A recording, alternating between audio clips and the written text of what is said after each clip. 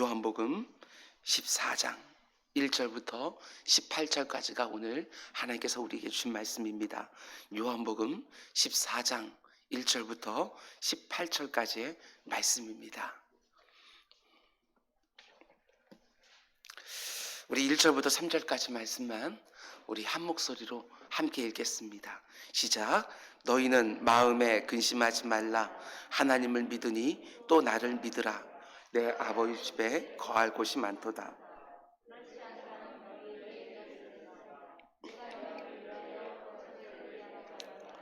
가서 너희를 위하여 거처를 예비하면 내가 다시 와서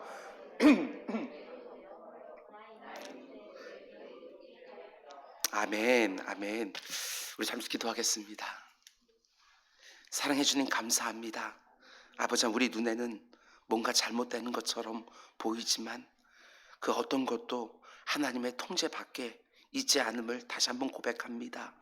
주님, 어떤 하나님의 선하신 뜻이 이 가운데 있는지 우리 알지 못하지만 하나님의 뜻이 온전히 이루어지길 원하고 이 모든 것들도 감사의 제목이 반드시 될 줄 믿사오니 내 주 아버지 믿음을 가지고 주님 앞에 나아가 기도를 드리는 우리 모두가 될 수 있도록 인도하여 주옵소서.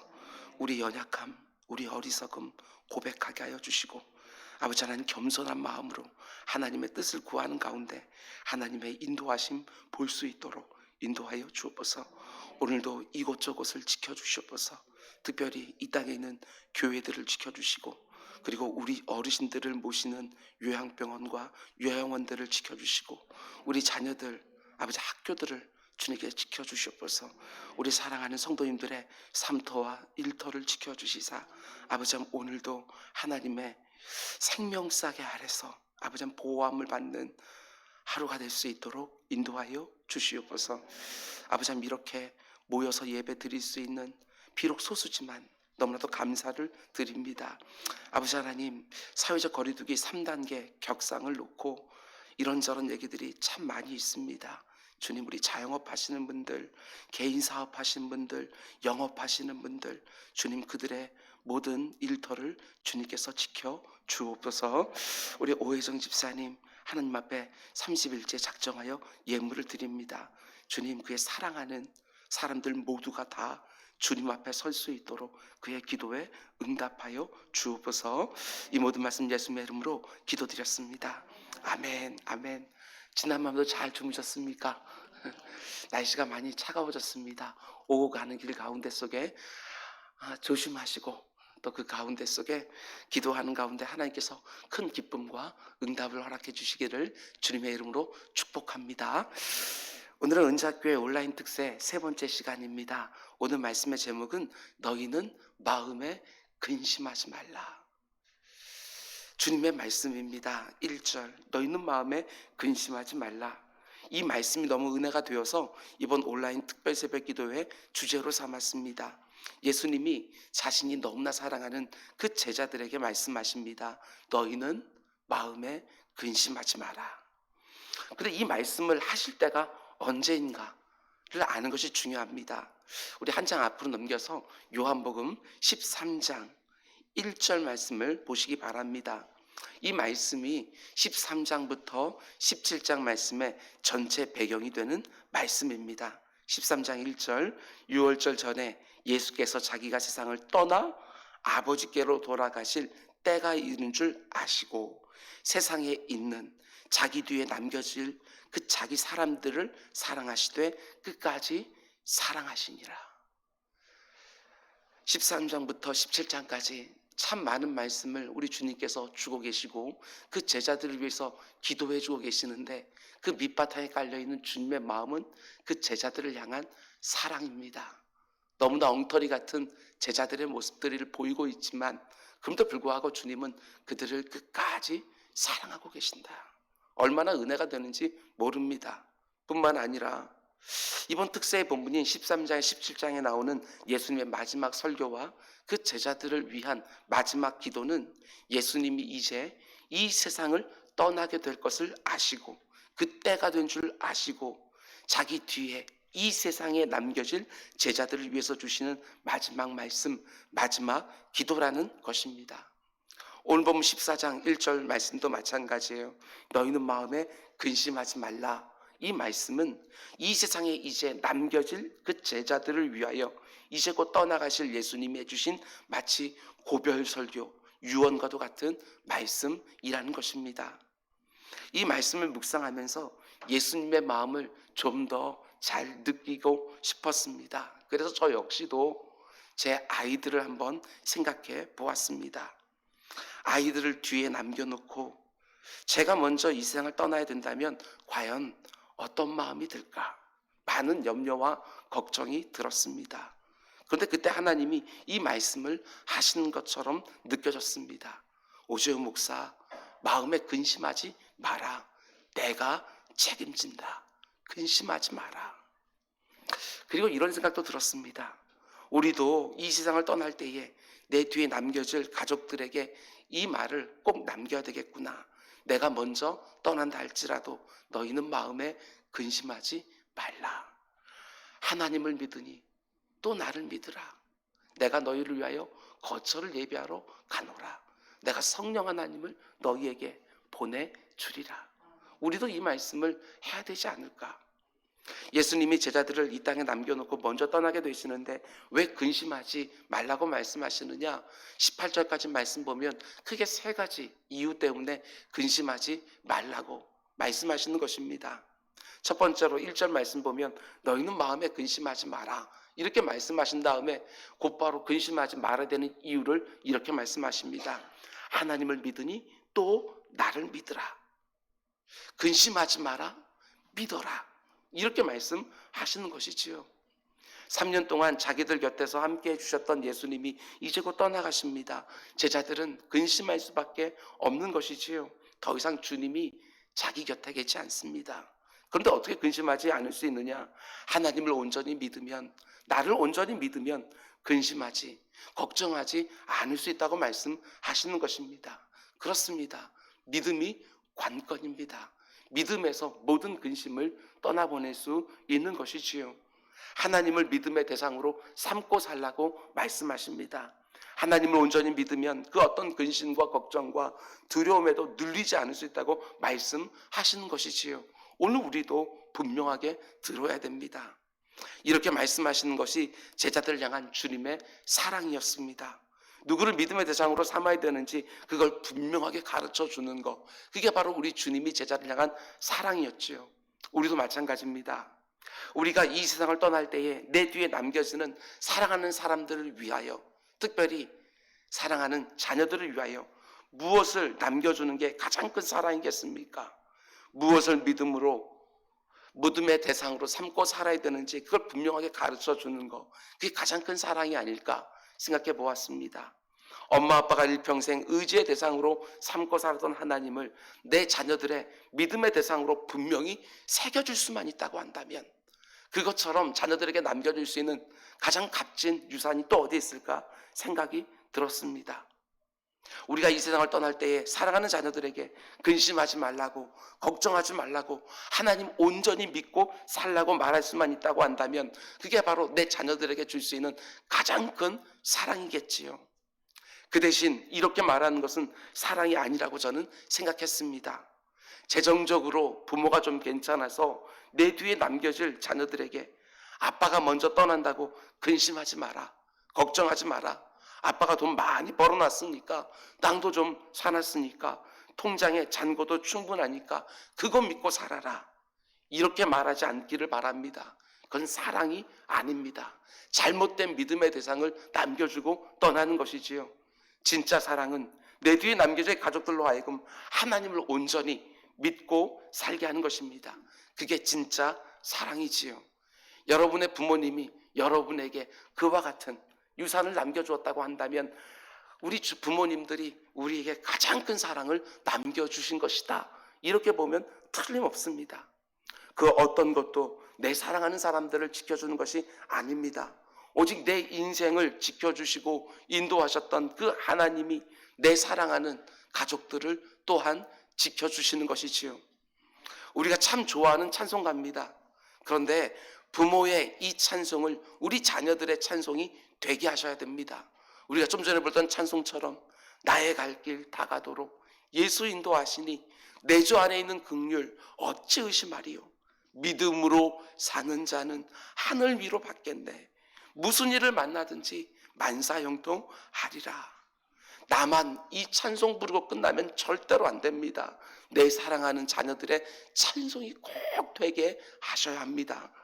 나의 갈 길 다 가도록 예수 인도하시니 어려운 일 당할 때도 족한 은혜 주시네. 나는 심히 고단하고 영혼 매우 가랄 때도 있지만 나의 앞에 반석에서 샘물 나게 하시네. 부모의 찬송이 우리 자녀들의 입에 붙어있는 찬송으로 전수되어지는 것이지요. 내가 어릴 때 부모가 흥얼거리는 찬송가가 나도 모르게 내 입에서 흘러나오고 있습니까? 그게 복이지요. 내가 어릴 때 어머니의 무릎 위에서 들었던 그 성경 말씀이 내 마음 어딘가에 새겨져 있습니까? 그게 바로 복이라는 것입니다. 내 사랑하는 자녀들에게 근심하지 말라고 말하면서 하나님을 온전히 믿으라고 꼭 전해주는 우리 모두가 될 수 있기를 주님의 이름으로 축원을 드립니다. 믿음에 관련해서 좀 더 말씀을 드리면 오늘 본문 말씀처럼 믿음이 모든 근심을 물리치게 하는데 정확하게 하셔야 될 것이 있습니다. 그것은 믿음이 강하냐 약하냐 이 부분도 너무나도 중요하지만 그것보다 훨씬 더 중요한 것이 올바른 대상을 믿고 있느냐 그렇지 않느냐 이게 핵심입니다. 그냥 믿음이 아닙니다. 이 세상 사람들도 믿음을 가지고 삽니다. 나를 믿고 돈을 믿고 사람을 믿고 내 실력과 경험을 믿고. 그러나 하나님이 왜 다른 것을 믿고 있다고 한다면 그것은 아무리 강하게 믿는다고 해도 전혀 소용이 없는 것이지요. 갈멜산 위에서 850대 1의 영적 전투를 기억하지 않습니까? 엘리야는 하나님을 믿음의 대상으로 삼았지만 850명의 바알과 아세라 숭배자들은 하나님이 아닌 엉뚱한 것을 자신의 믿음으로 삼았습니다. 그들은 강하게 바알과 아세라를 믿었습니다.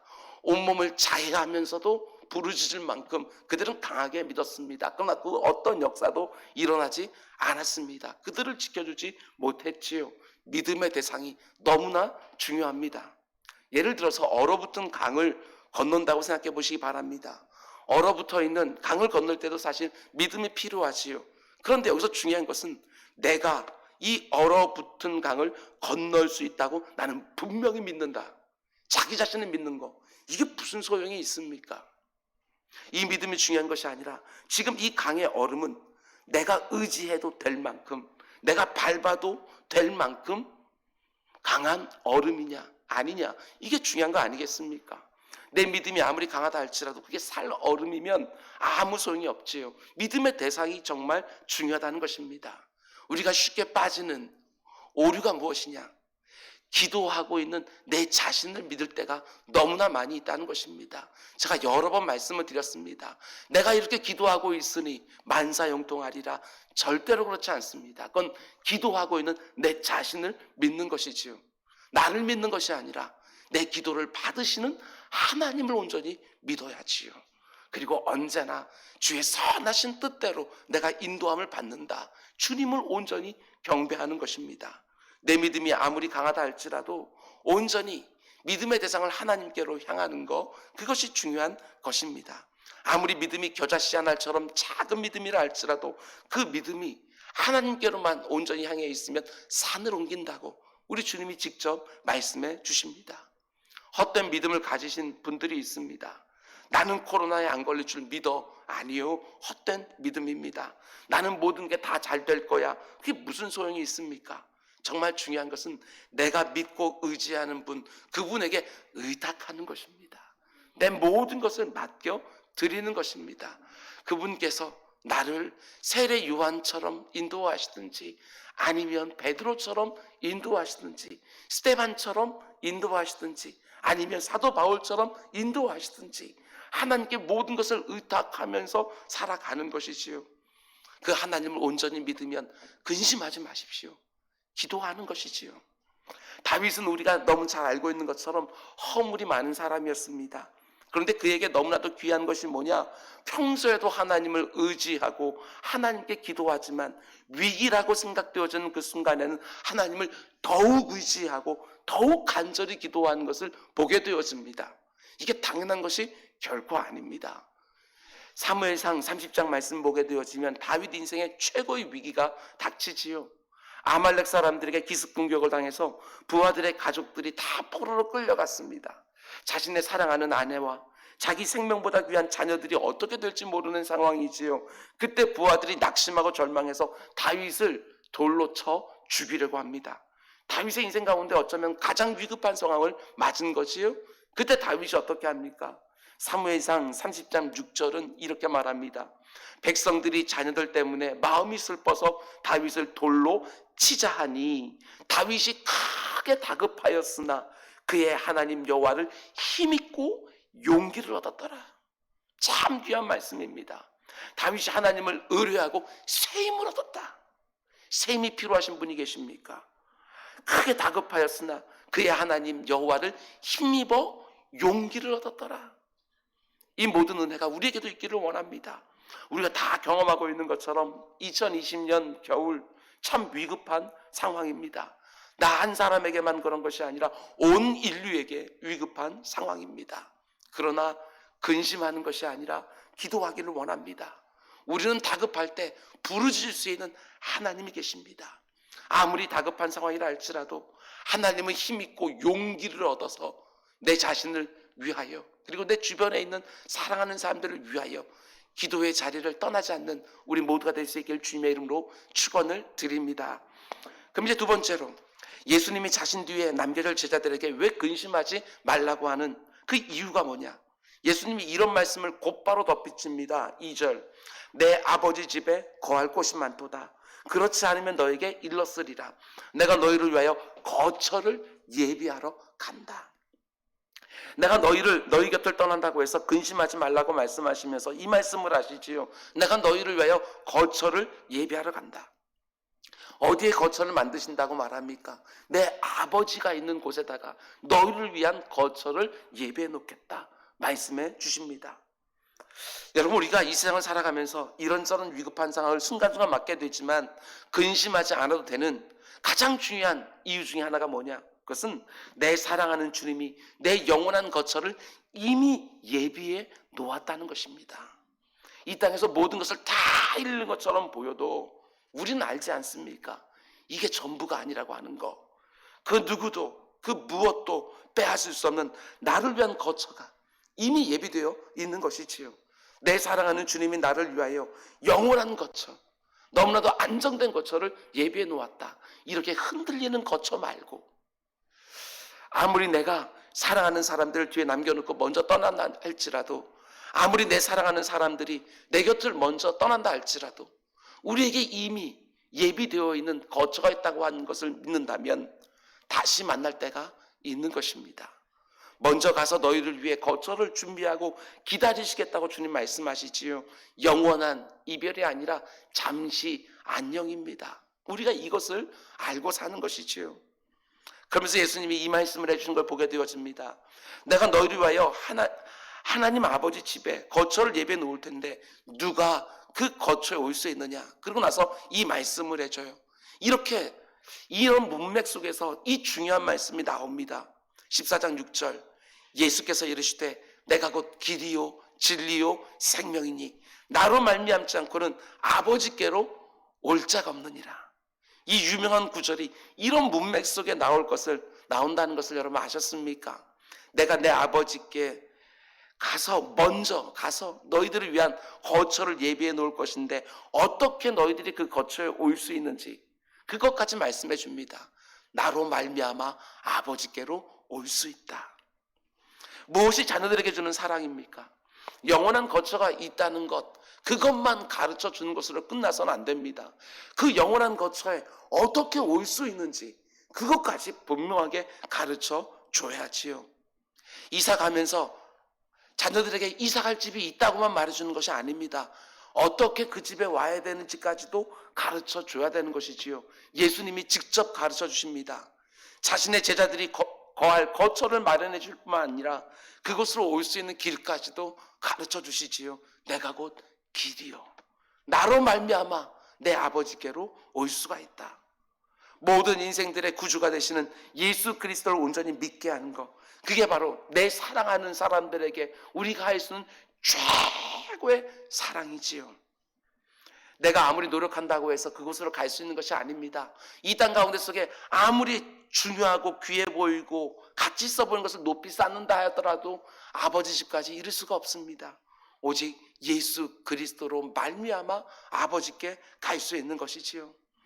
오늘 우리가 살아간 날들이 결코 녹록진 않지만 내가 가야 될 영원한 거처를 주님이 예비해 놓으셨다는 것을 분명히 믿고 근심하는 것이 아니라 하늘 소망으로 예수 그리스도 꽉 붙잡고 승리하는 우리 모두가 될 수 있기를 주님의 이름으로 축원드립니다.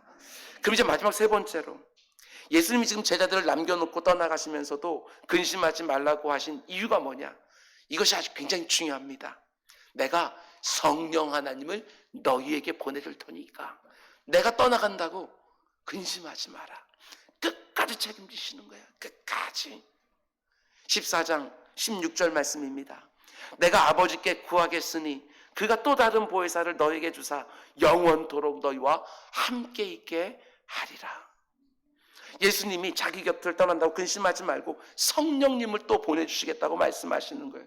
그런데 그 성령님이 어떤 분이시기에 근심하지 않아도 된다고 말씀하십니까? 내일 새벽에 성령 하나님이 어떤 분이신지 자세하게 말씀 나누겠지만 크게 두 가지입니다. 하나는 그분이 바로 나의 보혜사가 되기 때문에 그렇습니다. 보혜사의 뜻이 무엇입니까? 내 곁에서 나와 함께 하시면서 나를 도우시는 분. 또 하나는 그분은 이제 떠나지 않으시고 영원토록 너희들이 저 영원한 거처에 올 때까지 너희와 함께 하실 분. 이렇게 말씀해 주십니다. 저는 주님의 이 말씀이 매우 중요하다고 생각을 했습니다. 예수님이 내가 너희들의 거처를 예비하러 간다 말씀하셨는데 그러면 자칫 제자들이 오해할 수 있습니다. 마치 이 세상은 더 이상 중요하지 않은 것처럼, 마치 예수님이 예비하신 거처만 사모하면서 나를 부르실 그날만 기다리면서 하는 것처럼 얼마든지 제자들이 오해할 수 있는 것이지요. 그런데 예수님이 성령을 보내주는 약속하시면서 주님이 나를 부르시기 전까지 이 땅에서 할 일들이 있음을 명확하게 해주시는 것이지요. 왜 성령님을 보내주십니까? 이 세상에서 맡겨진 일들을 잘 감당할 수 있도록 성령님을 보내주시는 것이지요. 만일 그렇지 않다면 성령님을 굳이 보내주실 이유가 없는 것 아니겠습니까? 근심하지 않기만 하면 다 되는 것이 아닙니다. 근심하지 말아야 될 이유가 무엇입니까? 근심하면 하나님이 우리에게 이 땅에서 감당하라고 하는 그 일들을 제대로 감당할 수가 없기 때문에 그렇습니다. 근심하고 걱정하고 두려워하고 염려하고 있으면 하나님께서 내게 맡기신 일들을 제대로 감당할 수 없기 때문에 그렇습니다. 초대교회 때부터 교회와 성도들을 미혹했던 가장 큰 이단 중에 하나가 영지주의라고 하는 이단입니다. 영지주의가 무엇이지요? 영과 육을 완전하게 구별해서 영적인 것은 귀하고 선하고 좋은 것, 우리식으로 말하면 예배하고 기도하고 말씀 보고 찬양하는 것, 좋은 것. 그러나 세상과 육체에 관련된 것은 모조리 악한 것. 그들은 이렇게 생각을 했습니다. 아니요, 그렇지 않습니다. 하나님이 우리에게 요구하시는 것은 절대로 그런 거 아닙니다. 우리에게 주어진 모든 일들을 다 주의 일로 알고 충성스럽게 최선을 다해서 신실하게 감당하는 것이지요. 이를 위해서 우리에게 성령을 보내주시는 것입니다. 범사를 성령의 도우심으로 감당하라고 말씀하시는 것이지요. 팀 켈러 목사님이 일과 영성이라고 하는 책을 쓰셨습니다. 거기 보면 하나님 사랑과 이웃 사랑이 모든 율법의 요약인데 특별히 어떻게 하는 것이 하나님 사랑이고 이웃 사랑인가? 그것은 내가 지금 하고 있는 일을 열심히 하는 것이 바로 하나님 사랑이고 이웃 사랑이라고. 모든 일을 다 하나님의 일로 알고 하나님이 허락하신 모든 사람들을 다 죽게 하듯이 감당하는 것, 이것이 바로 하나님 사랑이고 이웃 사랑이라고 말을 합니다.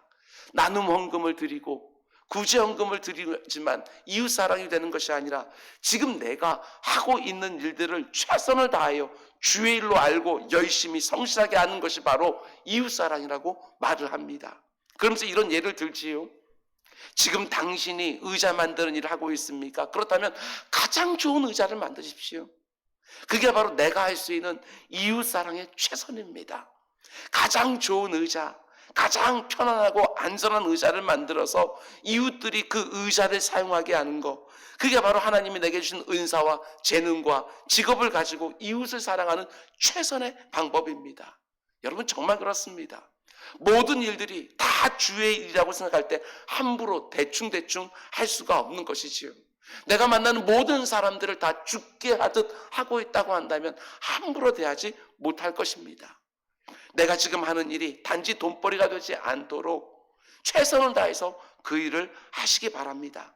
그게 바로 내가 주님이 예비해 놓으신 거처로 가기 전까지 저와 여러분이 해야 될 일인 것이지요. 범사에 성령 하나님의 도우심을 구하고 그분을 의지하면서 내게 맡겨진 일에 충성을 다하는 것입니다. 주님이 내 이름 부르실 때에 주님께서 내게 맡기신 일 최선을 다해서 해서 왔다고 그렇게만 말할 수 있으면 얼마나 좋을까. 주님이 나를 위해 예비해 놓으신 그 영원한 거처에 들어가 영원한 안식을 누리는 우리 모두가 될 수 있기를 주님의 이름으로 축원을 드립니다. 말씀 맺겠습니다. 예수님이 자기 뒤에 남겨줄 제자들에게 근심하지 말라고 말씀하시면서 근심하지 않아도 되는 3가지 이유를 분명하게 말씀해 주십니다. 첫 번째, 하나님을 믿으니 곧 나를 믿으라. 믿음이 관건입니다. 아무리 다급하고 위급한 상황이 있다 할지라도 믿음의 대상이 분명하면 근심하지 않을 수 있습니다. 하나님이 나를 지켜주시고 보호해 주시고 인도해 주시고 내 필요를 공급해 주신다고 분명히 믿고 근심거리 투성인 오늘 하루도 힘있게 살아가는 우리 모두가 되기를 원합니다. 오늘 새벽에도 우리의 기도는 반드시 이것이 되어야 됩니다. 주여, 나의 믿음 없음을 불쌍히 여겨 주옵소서. 내게 믿음을 더하소서. 그리고 그 하나님을 힘입어 오늘 하루도 힘있게 시작하는 것이지요. 두 번째로, 우리를 위해 예비된 영원한 거처가 있다는 사실 여러분 꽉 붙드시기 바랍니다. 믿음의 예수 그리스도 안에 있는 모든 사람들에게는 예비된 거처가 있습니다. 이거 흔들리지 마시기 바랍니다. 예수 그리스도를 따르는 모든 성도들의 마지막은 반드시 기쁨이고 희락이고 영원한 복락이 될 수밖에 없습니다. 사도 바울은 고린도후서 4장에서 분명하게 말합니다. 우리가 잠시 받는 환난에 경한 것, 이 땅에서 우리가 경험하는 모든 것들은 잠시 받는 환난에 경한 것, 그러나 지극히 크고 영원한 영광에 중요한 것을 우리에게 이루게 하는 것들이라고 말을 합니다. 우리가 주목하는 것은 보이는 것이 아니고 보이지 않는 것이라고 말을 합니다. 보이는 것은 잠깐이고 보이지 않는 것은 영원하다고 말을 합니다. 얼마나 기가 막힌 말씀인지 몰라요. 이 말씀 하나만 꽉 붙을 수만 있다고 한다면 근심하지 않을 수 있을 것입니다. 주목해야 되는 것을 주목하시고 주목하지 않아도 되는 것들을 여러분 거기다가 놓고 근심하고 걱정하고 두려워하는 우리가 되지 않기를 원합니다. 마지막 3번째로, 오늘 내게 맡겨진 일을 최선을 다해서 열심히 성실하게 감당하시기 바랍니다. 그 일이 하나님이 나를 부르시기 전까지 내가 감당해야 되는 주의 일입니다. 오늘 이 예배가 끝나고 또 3터로 1터로 다 가실 터인데 그곳이 바로 하나님이 나를 보내신 곳이고 그곳에 맡기신 일을 감당하는 것이 바로 주의 일을 하는 것입니다. 내 힘 가지고 하는 게 아닙니다. 성령 하나님을 범사에 의지하며 그 도우심을 받아 그 모든 일들을 감당하는 것이지요. 근심하고 걱정하고 염려하고 두려워하고 이런저런 것들에 눌려서 하루를 시작하지 마시기 바랍니다. 하나님을 믿기에 우리의 심령이 갇히는 것이 아니라 오늘도 모든 것 맡겨놓고 자유감으로 충성을 다하는 또 한 날 만들어가는 것입니다. 무슨 일을 만나든지 만사형통하리라. 내 뜻대로 되지 않더라도 하나님 뜻대로 되고 있다고 한다면 만사형통 맞습니다. 주님이 사랑하는 백성들에게는 최후 승리, 최후 형통이 반드시 있는 줄 믿고 오늘 하루도 모든 것에 넉넉히 승리하는 여러분 모두가 될 수 있기를 주님의 이름으로 축원드립니다. 기도하겠습니다. 사랑의 주님, 우리에게 믿음을 더하여 주옵소서. 눈에 보이는 것만 주목하면서 흔들리지 않게 하시고 눈에 보이지 않는 영이신 하나님을 온전히 느끼면서 나와 함께하고 계시는 성령 하나님 보혜사를 느끼면서 오늘날도 승리하는 우리 모두가 될 수 있도록 인도하여 주옵소서. 기도했으면 담대하게 하루를 시작하게 하시고 하나님이 나를 인도하신다는 것을 분명히 믿으면 오늘도 힘있게 모든 것을 감당하는 우리 모두가 되게 하여 주옵소서. 이 모든 말씀 예수님의 이름으로 기도드렸습니다. 아멘.